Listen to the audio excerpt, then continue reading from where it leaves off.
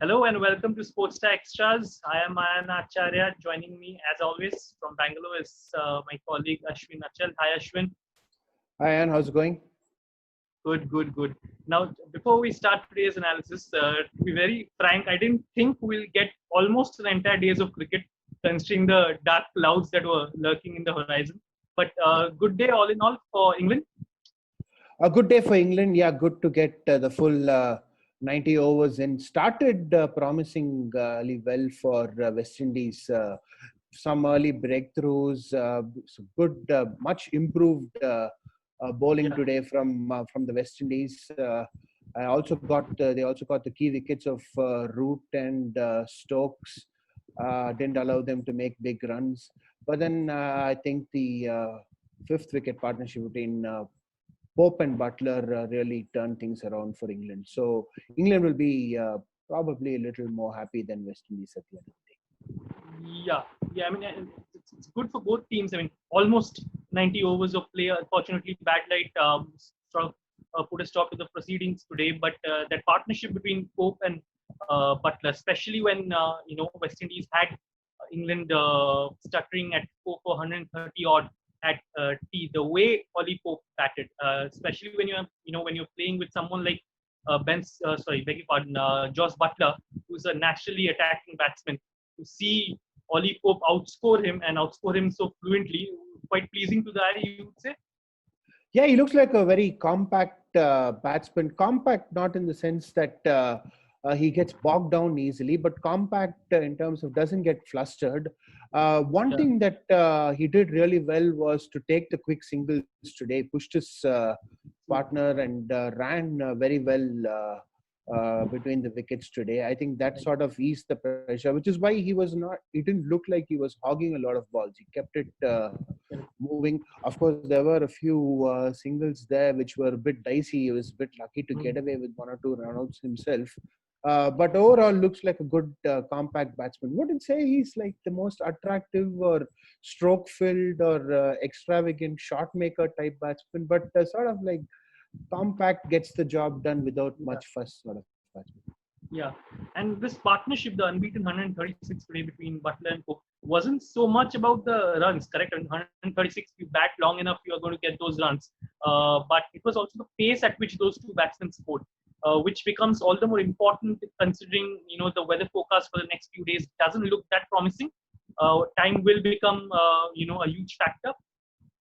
Yeah, this is again a similar situation to what England faced in the second test also. Yeah. I think, like we discussed in the second test, when the team is four down, the first task is to rebuild and to take your time and ensure that you don't collapse. So I don't think that England will be too worried about the run rate for now. Yeah, of course, Pope and Butler, they can turn it on whenever they want to, Butler especially.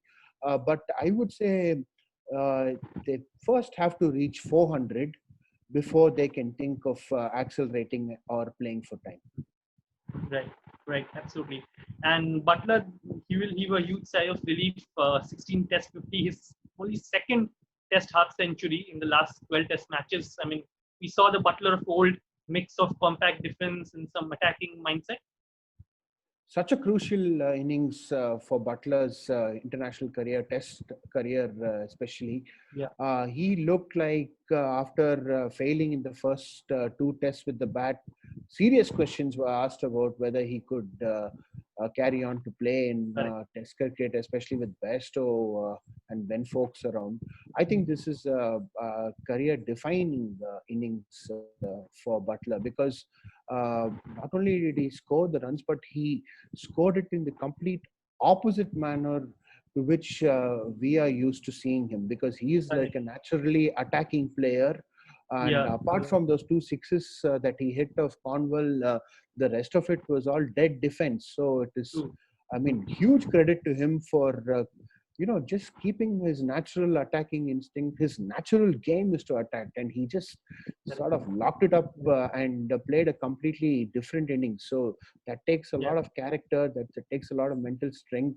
And obviously, I think somebody in the team management or somebody close to him, maybe even a childhood coach, has let him know that, look, this innings is crucial for you. You better take your time, put all the shots away, just defend, defend, defend. Even if it's boring, it's okay. You need the runs, and he did a really good job. Yeah, and it helped that I believe both batsmen complemented each other really well. I mean, the pressure Buttler has been, as you correctly pointed out, meant that he had to exercise restraint, which is where Pope stepped in and scored freely, went at anything that was wide of the off stump. So all in all, it was a very balanced partnership, which has seen England on day one at least.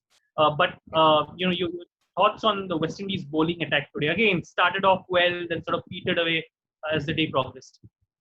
Yeah, I'd say still better than the opening day of the second test. They were totally wavered in that opening session.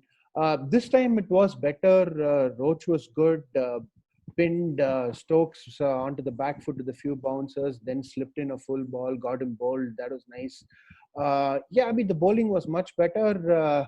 Catching was good too. They were sharper in the field. Nice run out, and also brilliant one-handed catch by Cornwall. So, I mean, brought back some memories of Dave Lavrock snatching one of get Robin Uthappa out in the 2007 World Cup. You remember that, I'm sure. Yes, sure.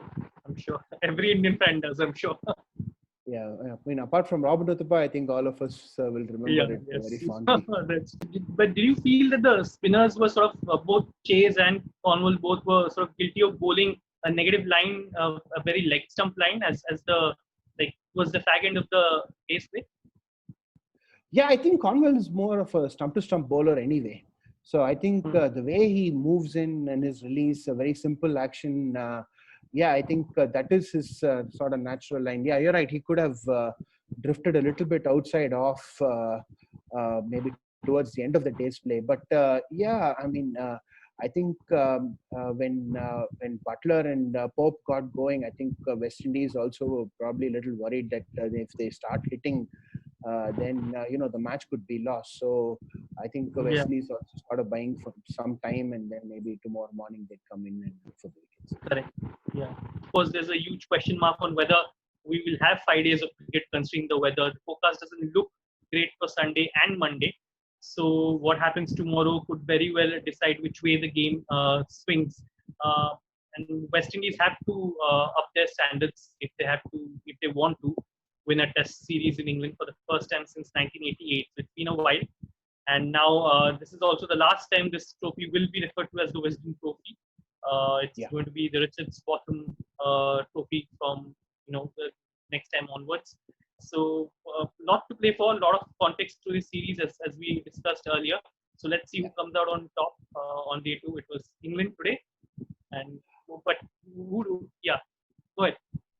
Yeah, England today. I think again, if they get anything above 400, they'll become favorite again. I think they will. They are on track to get maybe a 400 to 450, which would make it very tough for West Indies to even escape the draw. And especially with Chris Stokes at 7, it's a very deep batting order as well. So, they would reckon that with Anderson and Broad now back in the fold, Archer back in the fold, they are holding all the aces and will hopefully restrict West Indies and win the Test match and go to 1 up in the first series after this. Yeah, let's see how the action unfolds.